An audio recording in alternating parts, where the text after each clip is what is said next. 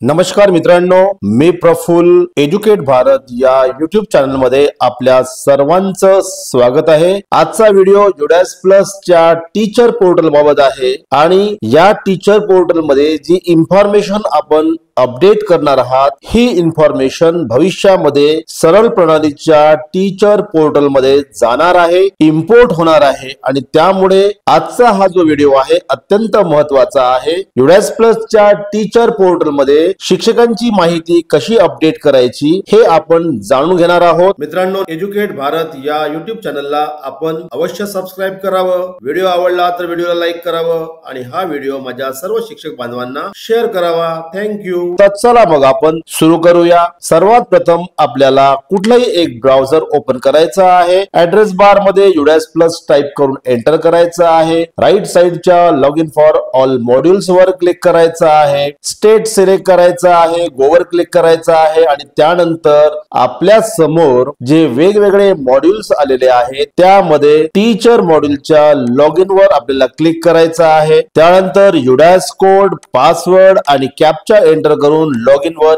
Click करायचं आहे। आता आपल्या शाळेच्या टीचर पोर्टल मध्ये लॉग इन झालेला आहे। जर आपण वर बघितला तर आपल्याला या ठिकाणी शाळेचं नाव पाहायला मिळेल, जुडॅस कोड पाहायला मिळेल, शाळेची कॅटेगरी पाहायला मिळेल आणि वर जर गेला तर इथे मुख्याध्यापक यांचा मोबाईल नंबर पाहायला मिळेल आणि त्याचबरोबर मुख्याध्यापक यांचं नाव पाहायला मिळेल। जर आपल्याला मुख्याध्यापक यांचा मोबाईल नंबर आणि मुख्याध्यापक यांचं नाव चेंज करायचं असेल तर मी एक लिंक आपणास या व्हिडिओच्या डिस्क्रिप्शन मध्ये देतो आहे आणि त्या लिंक वर क्लिक करून आपण आपल्या शाळेची माहिती अपडेट करावी। हा भारत सरकारचा डेटाबेस आहे आणि खाली आपल्याला दोन टॅब्स पाहायला मिळतील। यामध्ये राइट साइडला ब्लॉक आणि डिस्ट्रिक्ट MIS कोऑर्डिनेटर यांच्या बाबतची माहिती दिलेली आहे, त्यांची नावं आणि त्यांचा मोबाईल नंबर दिलेला आहे आणि कुठलीही काही अडचण असेल तर यांना आपण संपर्क करू शकता। त्यानंतर मित्रांनो, क्लिक हिअर मध्ये गो या टॅब वर आपल्याला क्लिक करायचं आहे। आता परत एक नवीन पेज आपल्या समोर आलेला आहे। डाव्या साइडला वेगवेगळे मेनू दिलेले आहेत आणि या सर्व मेनूंचा उपयोग मी आपल्याला पुढच्या व्हिडिओ मध्ये सांगणार आहे। इथे बघा नॉट सर्टिफाईड दिलेला आहे आणि क्लिक हिअर फॉर सर्टिफिकेशन दिलेला आहे। या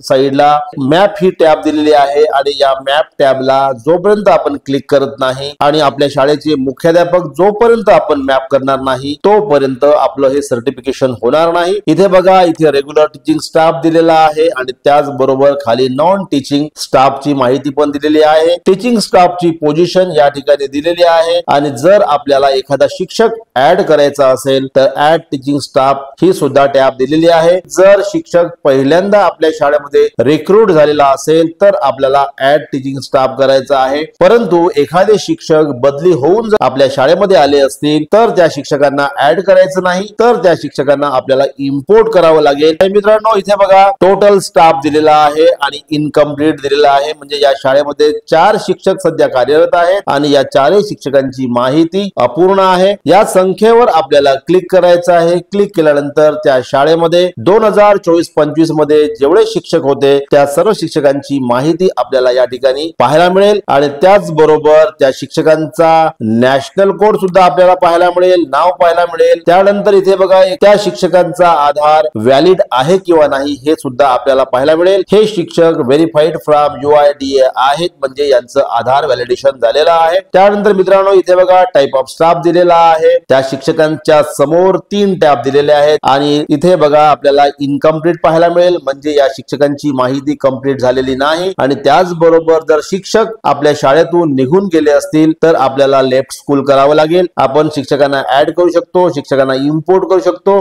किंवा शिक्षकांची माहिती आपण डाउनलोड पण करू शकतो। सर्वात प्रथम आपण जनरल प्रोफाइल वर क्लिक करू। इथे क्लिक केल्यानंतर शिक्षकांचं जनरल प्रोफाइल ओपन होईल। 3.2.1 मध्ये शिक्षकांचं नाव पाहायला मिळेल, त्यानंतर 3.2.2 मध्ये त्यांचं जेंडर पाहायला मिळेल, 3.2.3 मध्ये डेट ऑफ बर्थ पाहायला मिळेल, 3.2.4 मध्ये शालार्थ आयडी पाहायला मिळेल। जर आपल्याकडे शालार्थ आयडीच्या ऐवजी दुसरा कुठला तरी आयडी असेल तर तो आयडी आपण या ठिकाणी एंटर करावा आणि त्याचबरोबर जो आयडी आता टाकलेला आहे तो आयडी अचूक आहे की नाही याची आपण खात्री करून घ्यावी। 3.2.5 मध्ये सोशल कॅटेगरी ही कॅटेगरी आपण तपासून घ्यावी। 3.2.6 मध्ये आपल्याला सर्व्हिस बुक वर जी शैक्षणिक पात्रता आपली नमूद केलेली आहे ती शैक्षणिक पात्रता या ठिकाणी आली पाहिजे। जर आपली शैक्षणिक पात्रता वाढलेली असेल आणि त्याची नोंद जर सर्व्हिस बुक वर झालेली असेल तर आपण इथे जाऊन तो कोड सिलेक्ट करू शकता। 3.2.6b मध्ये आपण जे काही क्वालिफिकेशन प्राप्त केलेलं असेल ते क्वालिफिकेशन आपल्याला या ठिकाणी सिलेक्ट करायचं आहे। 3.2.7 हे व्यावसायिक अर्हतेसाठी आहे आणि आपल्याकडे जी कोणती हायेस्ट व्यावसायिक अर्हता असेल ती आपल्याला सिलेक्ट करायची आहे आणि त्याची नोंद सुद्धा सर्व्हिस बुक वर झालेली असायला पाहिजे। 2 नंबरचं ऑप्शन आपण सिलेक्ट करू नका कारण हे क्वालिफिकेशन महाराष्ट्रामध्ये पात्र नाही। त्यानंतर मोबाईल नंबर तपासून घ्यावा, ईमेल आयडी अचूक करून घ्यावी। 3.2.9a 3.2.9b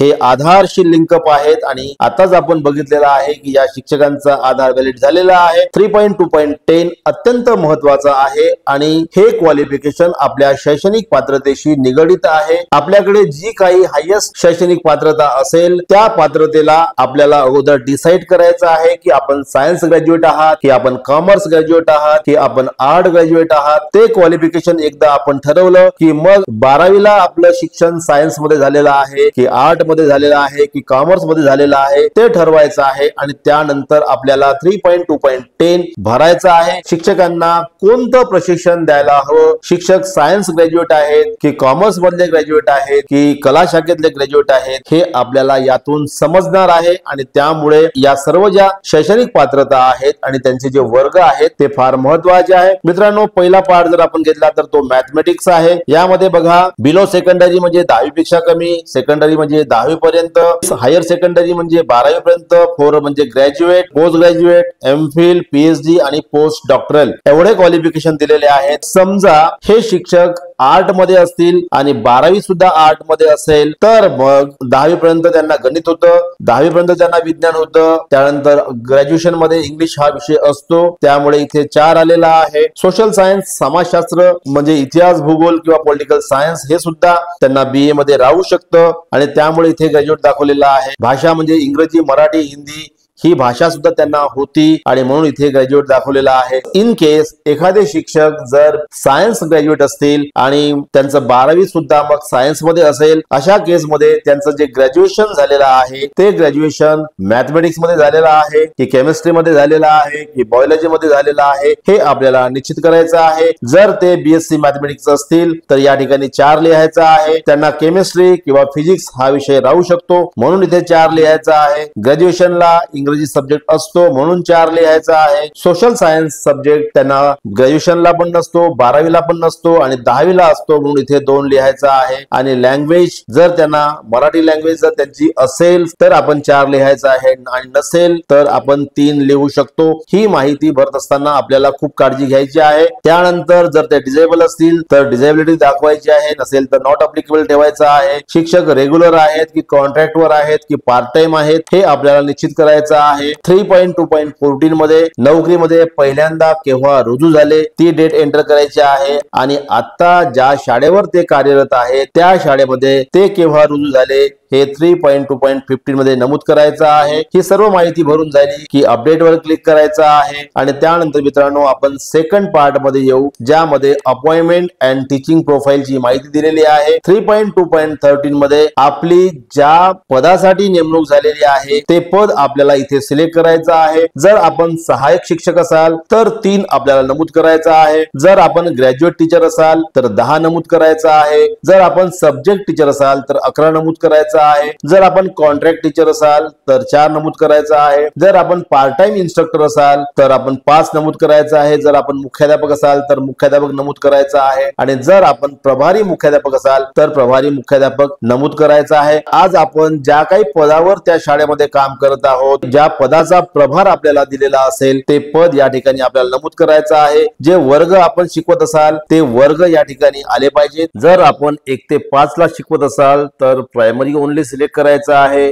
जर आपण 6 ते 8 ला शिकवत असाल तर अप्पर प्रायमरी ओनली सिलेक्ट करायचं आहे आणि जर आपण प्रायमरीचे काही वर्ग आणि अप्पर प्रायमरीचे काही वर्ग शिकवत असाल तर primary with upper primary select करायचं आहे। त्यानंतर 3.2.17 मध्ये आपली जी अपॉइंटमेंट आहे ती अपॉइंटमेंट कोणत्या पदावर झालेली आहे ते आपल्याला या ठिकाणी नमूद करायचे आहे। जर आपली मुख्याध्यापक म्हणून अपॉइंटमेंट असेल, ऑर्डर असेल डिपार्टमेंटचा तर आपल्याला मुख्याध्यापक दाखवायचा आहे। जर आपण टीचर म्हणून अपॉइंट असाल आणि तेही 1 ते 5 साठी असाल तर प्रायमरी दाखवायचं आहे। जर आपली अपॉइंटमेंट 6 ते 8 किंवा 8 ते 10 साठी असेल तर आपल्याला टीजीटी दाखवायचं आहे। आणि त्यानंतर मित्रांनो आपली अपॉइंटमेंट कोणत्या विषयासाठी झाली हा विषय सुद्धा आपण अचूक सिलेक्ट केला पाहिजे। आणि जर आपण प्राथमिक शिक्षक असाल 1 ते 5 ला शिकवत असाल तर ऑल सब्जेक्ट्स आले पाहिजेत। परंतु जर आपण ग्रॅज्युएट टीचर असाल, मॅथ सायन्सचे टीचर असाल तर या ठिकाणी मॅथमेटिक्स आलं पाहिजे आणि दुसऱ्या ठिकाणी सायन्स आलं पाहिजे। प्रायमरी टीचर साठी सर्व विषय कंपल्सरी असतात म्हणून ऑल घेतलेला आहे। परंतु जे ग्रॅज्युएट टीचर आहेत किंवा पदवीधर शिक्षक आहेत किंवा सब्जेक्ट टीचर आहेत यांना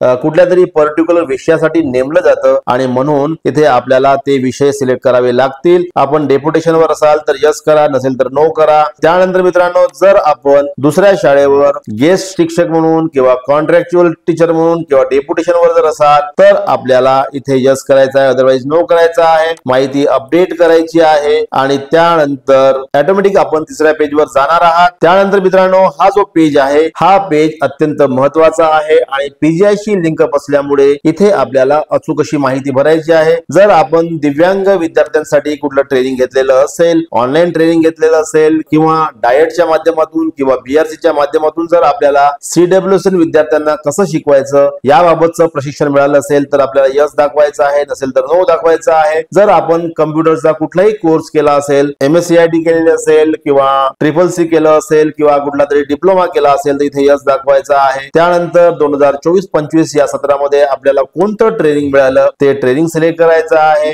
3.2.24 मध्ये या सत्रामध्ये आपल्याला कोणत्या प्रशिक्षणाची गरज आहे ते प्रशिक्षण आपल्याला नमूद करायचं आहे। त्यानंतर आपल्याला निष्ठाचं प्रशिक्षण दिलं गेलं असेल तर यस करायचं आहे, नसेल तर नो करायचं आहे। 3.2.5 मध्ये आपण किती दिवस शैक्षणिक कामासाठी खर्ची घातलेले आहेत ते दिवस या ठिकाणी नमूद करायचे आहेत। आणि 3.2.6 मध्ये आपल्याला जेवढ्या काही भाषांचं ज्ञान असेल त्या भाषा या ठिकाणी नमूद करायच्या आहेत। 3.2.7 मध्ये विद्यार्थ्यांच्या सेफ्टी आणि सिक्युरिटी साठी ट्रेनिंग दिल्या गेली आहे काय तर मित्रांनो इथे आपल्याला यस दाखवायचं आहे। त्यानंतर सायबर सेफ्टी आणि सायको सोशल ऍस्पेक्ट्स याबाबतचं ट्रेनिंग दिलं आहे का इथे सुद्धा यस दाखवायचं आहे। आणि त्यानंतर मित्रांनो दिव्यांग विद्यार्थ्यांचा शोध कसा घ्यायचा, दिव्यांग विद्यार्थी कसा आयडेंटिफाय करायचा आणि त्यांना कसा सपोर्ट करायचं याबाबतचं आपण ट्रेनिंग घेतलं आहे का हे सुद्धा आपल्याला यस दाखवायचं आहे। जर आपण CTET किंवा STET म्हणजेच सेंट्रलची टीईटी किंवा स्टेटची टीईटी पास झाला असाल तर इथे यस करायचं आहे आणि यस केल्यानंतर कोणत्या वर्षी आपण पास झालात ते वर्ष नमूद करायचं आहे। इथे मी नो करतो आहे। 3.2.31 मध्ये mobile, laptop, smart board, desktop, projector हे वापरता येतात का, त्यांचा उपयोग करता येतो का आणि इन्फॉर्मेशन आपल्याला शेअर करता येते काय तर या ठिकाणी सुद्धा आपल्याला यस करायचं आहे आणि अपडेट वर क्लिक करायचं आहे। आता बघा मित्रांनो या शिक्षकांची संपूर्ण माहिती ग्रीन झालेली आहे आणि इथे स्टेटस मध्ये कंप्लीट झालेला आहे। अशा पद्धतीने मित्रांनो आपल्याला सर्व शिक्षकांची माहिती अपडेट करायची आहे। नाव किंवा त्यांची इन्फॉर्मेशन ग्रीन मध्ये आली पाहिजे, सर्वांच्या समोर कंप्लीटेड लिहून आलं पाहिजे। आणि त्यानंतर मित्रांनो आपल्याला स्कूल डॅशबोर्ड वर जायचं आहे आणि इथे गेल्यानंतर राईट साइडला असलेल्या मॅप या टॅब वर क्लिक करायचं आहे। इथे मुख्याध्यापक जे कोणी असतील त्यांचं नाव सिलेक्ट करायचं आहे। अपडेट वर क्लिक केल्यानंतर मित्रांनो कन्फर्म वर क्लिक करायचं आहे। आता डाव्या साइडला मुख्याध्यापक यांची माहिती आलेली आहे म्हणजेच मुख्याध्यापक यांची मॅपिंग झालेली आहे। त्यानंतर स्कूल डॅशबोर्ड वर क्लिक करायचं आहे, खाली स्क्रॉल करायचं आहे, क्लिक हिअर वर क्लिक करायचं आहे आणि इथे आपल्याला किती शिक्षकांची गरज आहे हे नमूद करायचं आहे। आपल्या शाळेमध्ये जी काही पटसंख्या असेल आणि त्या पटसंख्येप्रमाणे प्राथमिकला किती शिक्षकांची पद मंजूर होतात आणि 6 ते 8 च्या पटसंख्येवर अप्पर प्रायमरी साठी किती शिक्षकांची पद मंजूर होतात हे आपल्याला निश्चित करायचं आहे। ही गरज आपल्याला या ठिकाणी नोंदवायची आहे। या ठिकाणी आपल्याला सेव्ह वर क्लिक करायचं आहे आणि त्यानंतर मित्रांनो स्टेटस समोर असलेल्या क्लिक हिअर फॉर सर्टिफिकेशन वर क्लिक करायचं आहे। या ठिकाणी मित्रांनो आपल्याला पाहायला मिळेल की 4 शिक्षक आहेत आणि 4 शिक्षकांची माहिती कंप्लीट झालेली आहे। रिमार्क मध्ये data of all teachers verified and updated लिहायचं आहे आणि मग इथे चेकबॉक्स वर क्लिक करून सर्टिफाय वर क्लिक करायचं आहे, कन्फर्म वर क्लिक करायचं आहे आणि बघा आता आपल्या शाळेचं सर्टिफिकेशन झालेलं आहे। मित्रांनो, हा जो डिटेल रिपोर्ट कार्ड दिलेला आहे यावर आपण क्लिक करू शकता आणि आपल्या शाळेच्या सर्व शिक्षकांचा रिपोर्ट डाउनलोड होईल। तो रिपोर्ट आपण ओपन करू शकता आणि तो रिपोर्ट एकदा आपण तपासून घेऊ शकता। आणि त्याचबरोबर मित्रांनो, इथे एक महत्त्वाची गोष्ट मी आपल्याला सांगतो आहे, जरी आपण टीचर पोर्टल सर्टिफाईड केलं आणि तरी सुद्धा जर आपल्याला वाटत असेल की काही माहिती आपल्याला चेंज करायची आहे, अपडेट करायची आहे, तर आपण परत एकदा ती माहिती अपडेट करू शकतो। आणि जर एखादे शिक्षक नव्याने आले असतील तर त्यांना इम्पोर्ट करावे लागेल। जर एखादे शिक्षक शाळा सोडून गेलेले असतील तर त्या शिक्षकांना लेफ्ट स्कूल करावं लागेल। हे मी आपणास पुढच्या व्हिडिओमध्ये सांगणार आहे। तर मित्रांनो, निश्चितच आपल्याला हा व्हिडिओ आवडलेला असेल आणि त्यामुळे माझी आपणास विनंती आहे की आपण या चॅनलला सबस्क्राईब करावं, व्हिडिओला लाईक करावं, व्हिडिओ सर्वांना शेअर करावा आणि तात्काळ शिक्षकांची माहिती अपडेट करून घ्यावी। सर्वांना माझ्या खूप खूप शुभेच्छा। Thank you so much.